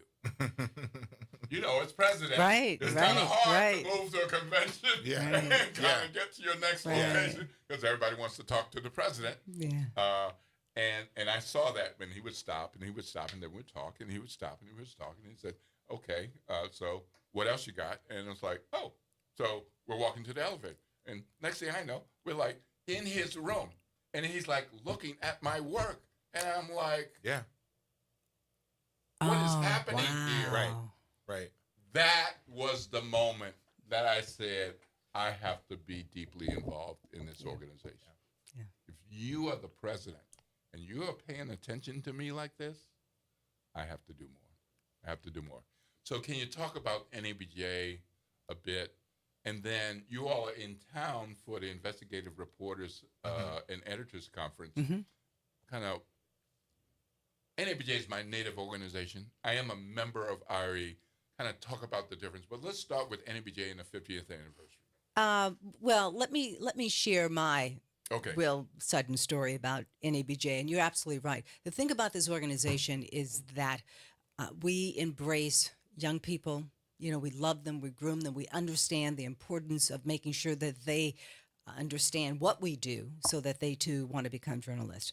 For me, 1979, I'm living in Denver and working, and I just hear about this organization of NABJ people. And at the time, there were not a lot of black people who were working in news in Denver. And I said, I want to go. It was in D.C. in 1979. And my father, because I wasn't making enough money in Denver, they were selling sunshine. Yes, I paid you in sunshine. And, you know, Dad had given me a credit card for emergencies, and I felt that going to NABJ was an emergency. So it is an emergency. It is an emergency. So anyway, I get to DC and I have registered, but I don't have a hotel room because I couldn't afford it. Don't ask me why I would do something so stupid. But the Mel, what was her name? Mel, who was the treasurer at the time? Oh, Mel. Yeah, I'm drawing a blank, but I know exactly. Mel. So right. The treasurer, she was on the desk. She was sitting there. You know, she says, "Okay, you got your registration. You're good." And I'm still standing there. And she says, "You can go now." And I said, "I don't have a room."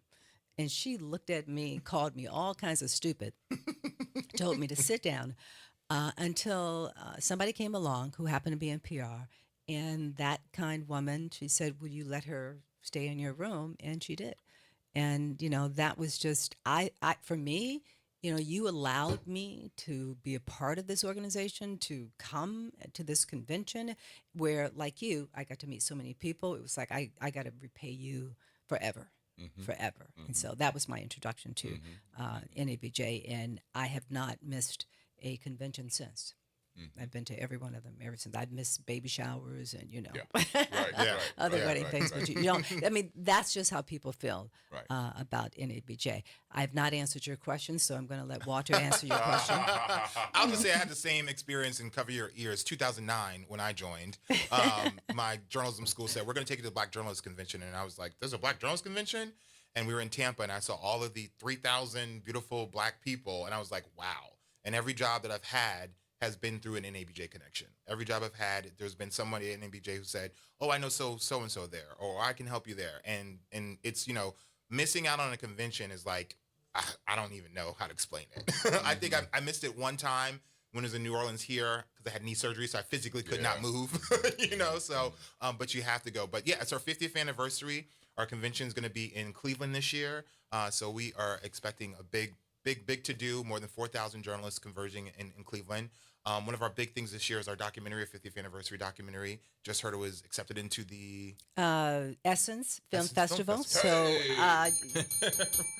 All right. yes, so in a couple of weeks. Yep, and it's going to be playing in Martha's Vineyard as well, Martha's Vineyard Film Festival. So we just played in Charlotte. Mhm. We've been accepted in San Francisco. Things are going well, and it is about the history of NABJ. We interviewed all the founders and interviewed some other people who were significant in the organization and people who were not significant in the organization but love it like we do, and just really kind of take a history, a look at just from where we started and what was going on at that time, and then the various things that have happened during the last 50 years that have impacted NABJ and impacted this industry. And when you watch it and you talk to some of the founders now, they said, actually, what we experienced back then, you're kind of experiencing now. And they say it's a little bit worse because when NABJ was founded, they had the Kerner Commission, right? They had the Kerner report, and they had government kind of funding them, and not funding, but saying, we need more people like you, and there's a problem. But now we have government saying, we don't know. It's kind of the opposite, right? So it's a little bit more difficult. You have some of these companies folding under pressure with DEI and all these settlements and things like that. So the story's still there. The history's still there. The fight continues. And so that's what we are looking forward to protecting NABJ for the next 50 years so that way everybody can continue to have the same experiences. Because we still are sometimes the only people in the newsroom. I am the only... Well, my general manager is a Black male, but I'm the only Black male on the management team at my station in New York City, a place I grew up. There's that says a lot. But unfortunately, and a lot of times folks say, "Well, I don't know where to find them." I don't know where to find them. And I'm like, I know the perfect place, right? They haven't been looking, and so we want NABJ's name out there. We want to be able to give opportunities. We had been very focused on, I think, making sure we had reporters, bylines, people in front of the camera, but now we're very focused on management, right? The people who are in the corner offices making the decisions. We have the NABJ Leadership Academy, which I won last year.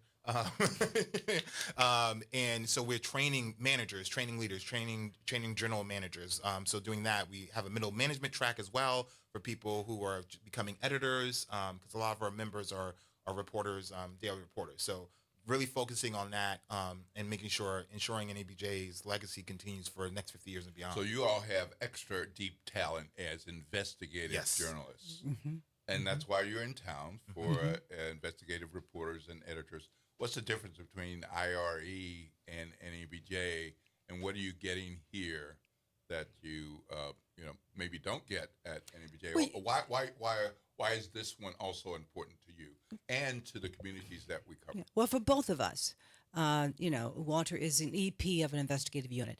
I am an investigative reporter for the CBS Chicago station. So, for me, it is an opportunity to just kind of learn about more tools that are out there to make my job easier. It's a chance to really see the work that others are doing, so I can get some ideas. It's an opportunity for some of my investigations to bounce them off of the mentors that I have in IRE, and to, again, be able to help the story that I happen to be working on. And it's not to say that we can't get that at NABJ, but it's kind of like the difference being IRE, their entire focus for the 3 or 4 days is all about investigations, so it's people from all over the country. That's the only thing that they do. NABJ, we represent journalists who are in radio, who are general assignment, who are in entertainment, who are in digital. Our 4,500 members run the gamut.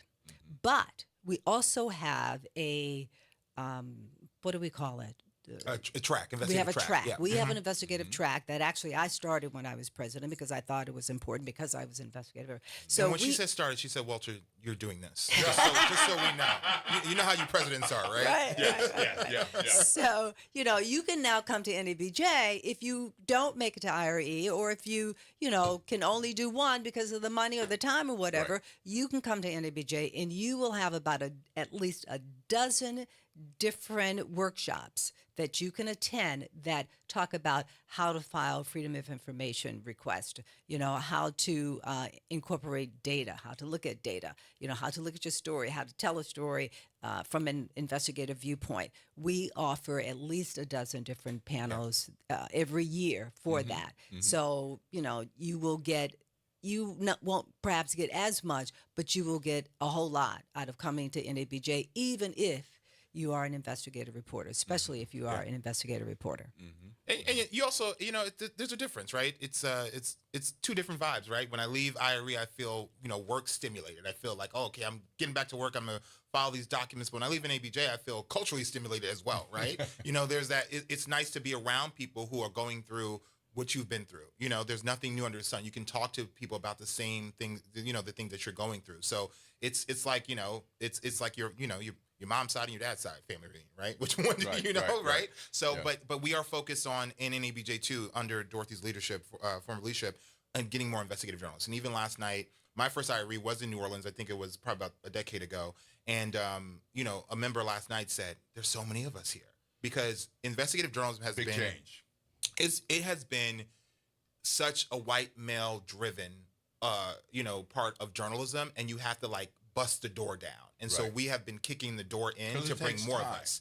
It takes a lot of time, resources. And it's also a perception thing. Yep. It's time, resources, and a little bit of it is racism. It's that kind of thing. The white males who were running it only saw people who looked like them as capable of doing the job. So, those of us who didn't look like them just had to really jump up and say, take me, and really continue to push to want to do this. So what we do at NABJ is encourage those who are perhaps doing general assignment to consider doing more investigations, and we teach them the tools. This is how you pitch that story. It may mean that while you do your GA job, you do your daily reporting, you're going to spend a couple of hours in the evening doing some research yourself. You're going to come in the morning doing the research yourself, in the afternoons or whatever. So you can say to that boss, look, I got a great story here. I got a great investigation.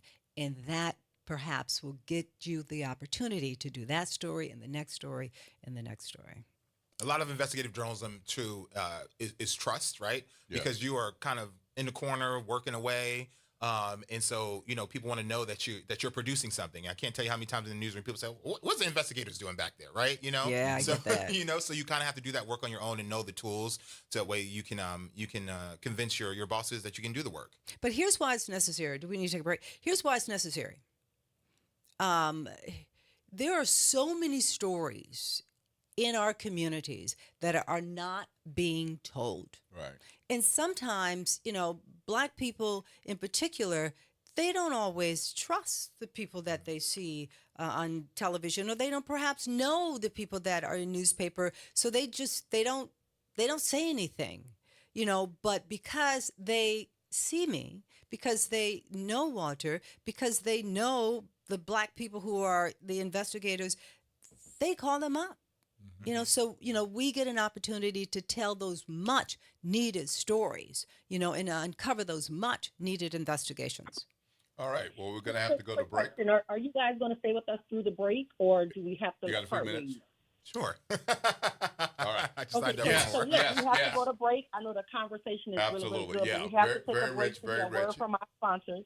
But when we come back, we'll continue to jump into conversation with the National Association of Black Journalists. We have Dorothy Tucker and Walter Smith Randolph right here, WBOK 1230 a.m., what New Orleans is talking about. All day long.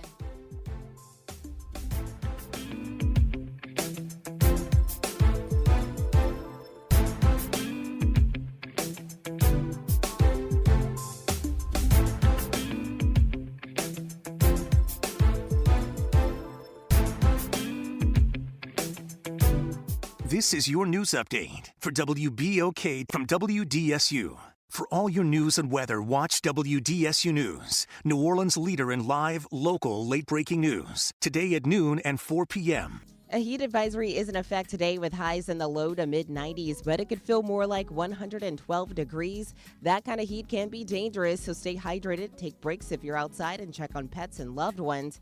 We're also tracking a chance for scattered showers and storms later this afternoon. Some of those could be on the heavier side. From the WDSU First Warning Weather Center, I'm Raven Richard. Welcome to Chemical of the Month by the community scientists at Rise St. James. This month, we spotlight phthalates, chemicals added to plastics, especially PVC, to make them more flexible and durable. But there's more. Research shows phthalates may disrupt hormones, affect reproductive health, and contribute to environmental pollution impacting our communities. Join us as we explore how these additives shape our everyday lives and the world around us. For more details, visit risestjames.org. Empower your knowledge with Rise. Hello, I'm Gary Clark. Please tune in to Dr. Clark 101, The Living Classroom, which is broadcasted weekly every Wednesday at 12:30 p.m. on WBOK 1230 a.m. on your dial. And as always, it's been a pleasure. Welcome to Liberty Bank and Trust, where your financial journey transforms communities. Since 1972, our customized banking solutions power your dreams and fuel your community growth. Every dollar you invest with us circles back to empower more people, ensuring opportunities for generations. Join us at Liberty Bank. Together, we empower possibility. Visit libertybank.net to start banking with purpose. Liberty Bank, there's freedom here. Career changers, including veterans and active duty service members. Your transition starts here. Go from GI to IT in a matter of months. Become a certified cyber warrior with training at My Computer Career. Cybersecurity specialists are in high demand, offering IT pros great opportunities and a rewarding lifestyle while protecting our people, liberty, and treasured institutions from cyber threats. Deploy your career in IT today. Learn more at mycomputercareer.edu/CWP. SkillBridge and other VA benefits are available to those who qualify. Hey everybody, it's Kimber White Dupree. And it's Graylin Bryant Banks from the front porch. We're coming up next. Good morning, Wake Up. The Good Morning Show. Good morning. On WBOK.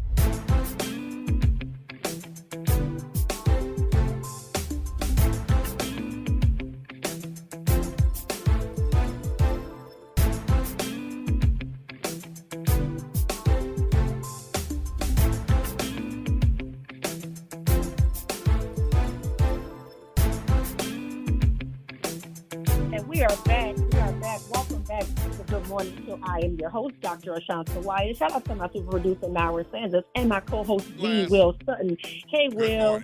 Listen, if you're just joining us, you are missing a conversation that Will is so excited to have with his colleagues from the National Association of Black Journalists. We have Ms. Dorothy Tucker and Mr. Walter Smith Randolph. Welcome back to the Good Morning Show. And now, look, I'm just a spectator here. I'm loving what I'm hearing. And let Will have the floor. So go ahead, Will. Come on, Dr. Wyatt. You know, that educator in you listening and taking notes. I know you want to ask something. So I'm going to give you a shot right now. Listen, I'm excited because, I just started working in radio in August. And I never thought that this would even be something that would be a realization for me, but I absolutely love it. And so now I'm interested in taking courses so that I can learn the skill set of the trade. And I'm learning from Graylin Bryant Banks. I'm learning from Will Sutton. I'm just learning from folk who have been in this space for a while, and I'm just listening to the conversation. So hopefully, I'll be able to sharpen my knives and get a bit better. But I am an educator, and I absolutely love what I do. But this is something that I stumbled across, and I love it. not just as much, but but I love it because I get the opportunity to talk to people, to learn from people, to grow from people, and to just to hear different perspectives and to learn how to deliver the news, how to make certain that we're sourcing things. And so it's been quite the journey. So I'm excited to just listen and learn and soak up the information. All right. So how do people touch base with NABJ? And then let's talk about something related. You can become a member at nabj.org. If you're interested in our convention, nabjconvention.com. It's going to be in Cleveland, Ohio from August 6th through the 10th, I believe, that week, that Wednesday through the Sunday. So you can get all your information there. So that's how you can learn a little bit more about NABJ. And we have a local chapter, the New Orleans Association of Black Journalists, and WWL evening anchor Sharice Gibson is our local president. You know, I think it's important that if parents are listening, this is really something that you want to encourage your children if they are expressing any kind of interest in writing and journalism and politics and English and any of it. You know, you should have them look up NABJ because there are student chapters everywhere. You know, there are high school workshops that exist. So, you know, it is really worth just doing the homework and seeing how you can get your high schooler, your college student to NABJ, you know, and of course, they aren't old enough to travel by themselves, and you got to come too. But, yeah, and we have a and they'll have a good time. Exactly, yes. I promise you'll have a good time. Yep. Yeah. All right, so lots of angst, not just since January 20th, right? But in recent years about our democracy, about news media, splintering of media. Very minute focuses of media. And so there's always concerns about who do we trust? Who do we trust? Who do we listen to? Do we only listen to the people who have voices like us? What are some of your thoughts about where we are with this national news media landscape? Yeah, I mean, we're in a very interesting space, but also if you look at some of the data, local news is the most trusted of all news. So people still do trust their news, but you also see some, you know, just the other day we saw that streaming took over broadcasts and over-the-air cable viewership for the first time ever combined. So people are getting their news from different places on different platforms. But at NABJ, what we're doing, we're fighting, defending press freedom, and we're also training our members for the next generation for AI that's out there. Right, Yeah. You're seeing AI anchors, you're seeing AI scripts, you're seeing, you know, some kind of fumbles. There was one in Chicago, I think, with the Chicago Tribune, or with that as well. So we are working with the Freedom of the Press Coalition. So there's a group of groups, like press groups, and so just like last week, we signed on to a letter sending it to the LA Sheriff, LA Mayor, LAPD about the mistreatment of journalists, because we are concerned about how our journalists are being treated at these protests, and then also just training us, making sure that we're having these workshops on AI. Like, how do you use AI? How can you implement it? What should you be looking out for, right? Also teaching, you'll see some workshops where we're teaching folks about how to take their news and put it onto a different platform, right? Because people are getting their news from TikTok. They're getting it from YouTube. They're not necessarily, you know, depending on the local stations or the local paper and things like that. So we have to, one, protect our members, defend our members, but also prepare them for the next 50 years because the landscape is changing. You know, what we're looking at now compared to where we were 50 years ago when NABJ first started is also different. So that's something that we're doing. We're very concerned about press freedom. That is something that we're working with a lot of the different groups to defend our members and protect our members. And, you know, let me add that, you know, I try and make an appeal to the public. You know, people need to remember what we do. If you are a journalist, you know, a lot of times you're not making a lot of money, especially in the smaller markets and the medium markets. You do this because you love what you do. It is a passion. It is sometimes it's just kind of moved by the need to protect democracy. Yeah. And the media, you know, quite honestly, is under attack.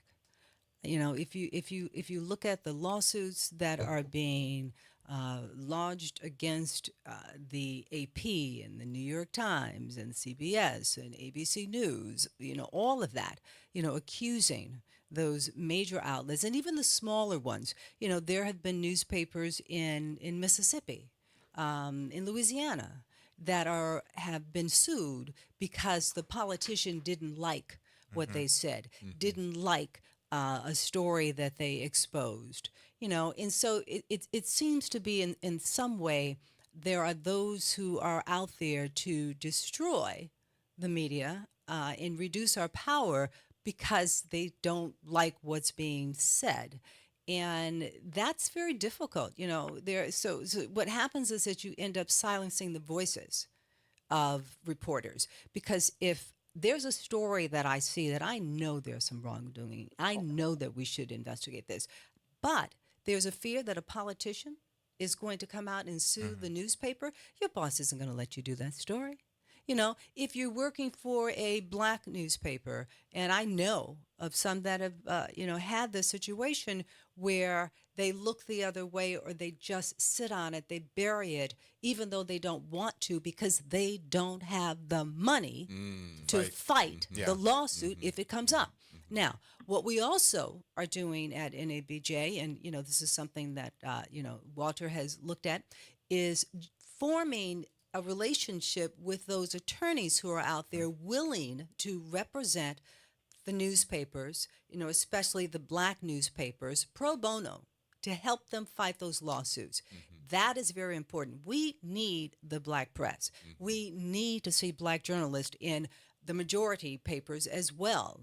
We have to be here to tell our stories, because I think, and this is what I want the public to understand. This is what they have to remember, is that, we are the voice for the underrepresented. We're the voice for the voiceless. We're the ones who are there who are holding the public officials accountable. We're making sure that the politicians who made promises to do all of this stuff for the public, that they do what they're supposed to do. So, we need people to stand up for the media. We need them to support us. And when it comes down to money, sometimes we need them to subscribe. Yeah. And people sometimes, they get angry about that, but the advertisement isn't there anymore like it used to be. Yeah. Not for television, not for print. So that's why you see all of this pleading for subscriptions. And you're seeing the rise of nonprofit media too. Lots of niche, like the Marshall Project, which focuses on criminal justice, or Capital B in Atlanta, which focuses on black people, black women. So a lot of it is going to be viewer, listener supported, and so we need to continue to get that support for the different outlets, but also for NABJ and for the journalists that look like us. Well, thank you so much for joining us this morning. It's so wonderful to see you all again. And I know you'll get a lot out of the IRE convention. The NABJ information is at nabj.org and nabj.com. The convention is in Cleveland, August 6th through 10th. If you are a young person or even an older person with a career that you think this might be something for you, feel free to reach out to NABJ or the New Orleans chapter. Dr. Watt, we've had a great show. Listen, but we got to close it it has out. absolutely been a wonderful show, and I want to thank you guys once again for joining us. I also want to thank Chief Murphy Paul for joining us, talking about the community conference, and our partners over at New Orleans and Company by way of Kevin Ferguson for joining us, talking about all of the activities that are coming up in partnership with New Orleans and Company. But look, y'all stay tuned. Up next for the Front Porch, we're grilling the Kimber. But as far as the Good Morning Show, Dr. Ashanta Wyatt, my co-host Will Sutton, and my super producer Naira Sanders, we're going to see y'all next week. This is WBOK 1230 AM, what New Orleans is talking about all day long. See y'all Monday.